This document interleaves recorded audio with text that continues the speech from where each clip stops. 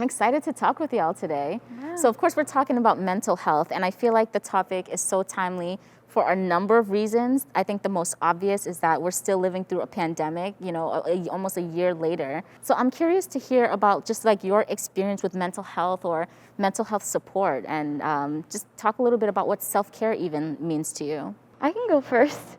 So I actually started like my natural hair transition during the summertime. Yeah, it was really exciting. But within that process, I kind of learned to nurture myself. And so the way that I think of self-care is to treat myself like I would treat a guest that's coming to spend like the weekend or something at my house. I've been really into flowers, so I try to get myself flowers every week. I try to do nice things for myself, and kind of show myself that gratitude, that appreciation. Because if you can't give it to yourself, then how can you expect someone else to do it? I really love that you just described like self-care, like thinking about like how would you treat a guest that's coming to stay for a weekend, because for me that really painted a picture. And I was like, wow, just a lot of things just aligned in that moment, because like if I have someone coming to my house, I make sure that they have everything they need to be comfortable, to feel whole in my space. My space is your space, you belong here. And I was like, wow, that's a really like simple but like powerful way to frame it. Yeah. I think a lot of times when it comes to self-care, I tend to think that I can handle a lot more, so then I put that burden on myself.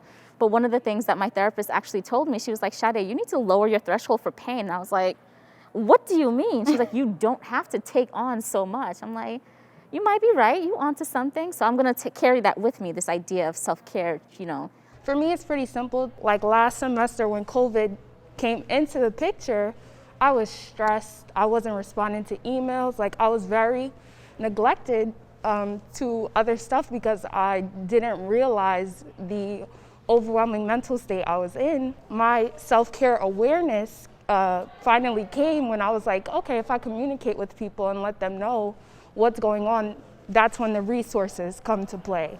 So when I had spoke to some of my professors who knew my character and knew what kind of student I was, they were much more willing to meet me halfway. And that was like the comfort there, because a lot of college students won't kind of make their professors aware of mental health or other issues going on, because a lot of professors have struggled to show a lack of compassion to students. I love that you just talked about like just like articulating your need, right? And saying I need. And when I heard that, I was like, that again, two simple words, right? But like I know for me has oftentimes been difficult. So I'm curious for you all, like as you think about self-care, is it difficult to identify or to share with someone like, I need a break, I need help? What is that like for you? I think for me, definitely it is difficult for me to recognize like when I am struggling and when I need a break.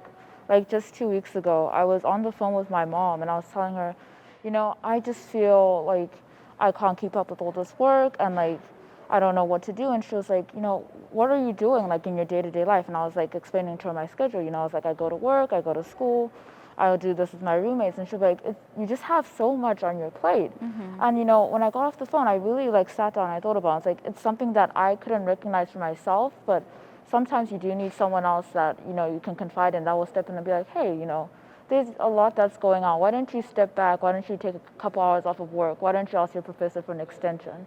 So I felt like sometimes I can't see it, but like being able to talk to someone and they can be like, hey, it looks like there's a lot going on over here.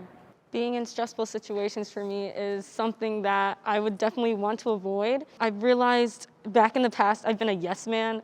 So it's really getting back into that thought process of, well, I have to do what's best for me. I can't just keep doing what's best for everybody else. But it's like sometimes it's so draining that I cannot put myself in a situation to be around people, because I don't want to be that person who says, oh yeah, I'll go, and then I'm in the corner sulking. I relate to that. Yeah, it's like, it's not fair to everybody, and it's not fair to myself either. So it's like, I have to take this time, and that's what I've been doing. So I think it's becoming more natural now, because like when I need my time, I'm gonna take my time. Yeah, I'm the exact same way. If I'm overwhelmed, I like to like go into my space where I feel comfortable, and be by myself, because I don't want to bring other people down. Something that has been helping me lately too is just journaling. And I have a guided journal that like has topics that you can like write about. And that has really been helping me kind of realize what I'm feeling inside.